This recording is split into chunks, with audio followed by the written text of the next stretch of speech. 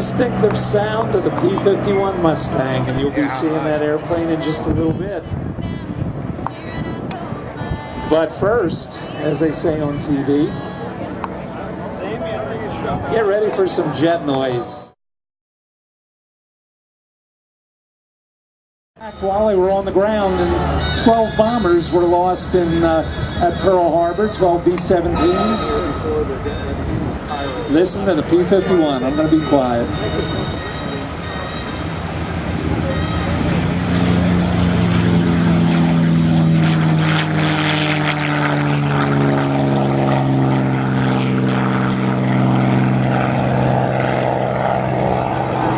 Our 8th Air Force of Poland, which resulted in both France and England declaring war on Germany. Distinctive sound. Well, in April of 1940, the British decided the best available fighter was the Curtiss P-40, the airplane the Flying Tigers were using. Curtiss couldn't guarantee delivery, couldn't build them fast enough, so the British decided they'd take another track. They went to North American Aviation, who had built their Harvard trainer, the T-6. And the British said to North American Aviation, we'll build you a new airplane. British agreed, gave North American 120 days to roll out the new fighter. Well, the new airframe was ready for the engine in less than 120 days, but work was delayed because of the shortage of the Allison engine that they planned to use in the airplane. Well, less than 5 months after the initial meeting with the British, the completed aircraft was rolled out of the North American factory in Dallas, Texas, and that was the P-51 Mustang.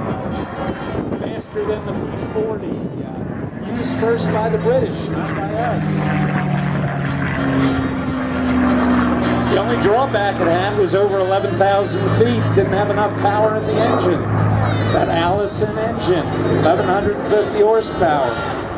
What they did, they began experimenting. They put a Rolls-Royce Merlin engine in the airplane. That was later manufactured by Packard, who made the cars in the United States.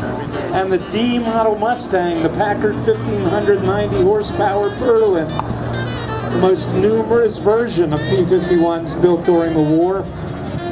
And it became the war's greatest escort fighter. It had the range to escort the B-17, the heavy bombers, all the way into the heart of Germany from England and back.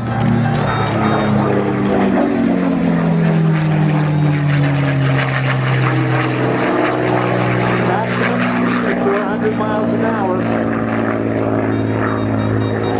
And the problem of the bomber loss, the high altitude daylight precision bombing and the losses they were suffering, that problem has all been eliminated. Interesting history. He's a Navy pilot, retired Navy pilot.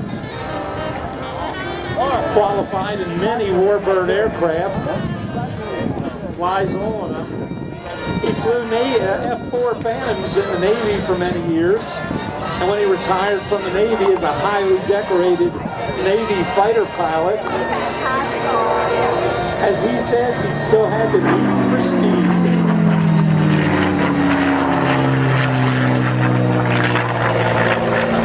Started flying for Delta Airlines, retired from Delta Airlines, and satisfied his need for speed by getting into the Warbird community. And Doug Matthews, flying that P-51 that he owns, he holds 42 United States and world speed records, as well as time to climb records.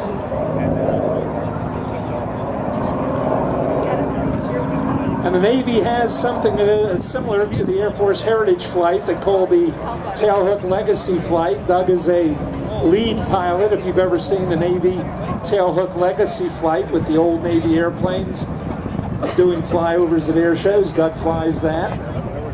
Mr. Doug Matthews, the P-51. Listen to the sound of that Merlin engine.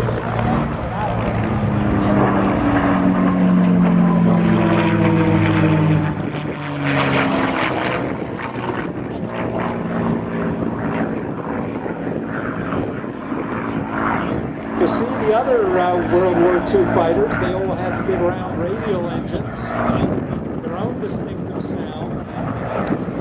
What did Tom Brokaw call it, you know, about their generation? These were the guys that did it. They were 18, 19, 20 years old flying these airplanes. We forget how young they were. The old man, heading for oil storage facilities, factories, military installations.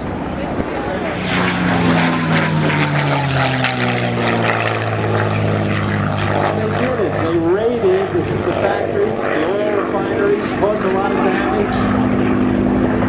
Showed the Japanese that if they thought we were not going to be able to retaliate for what they had done at Pearl Harbor, they went off the Hornet. You can meet him over at the X-10.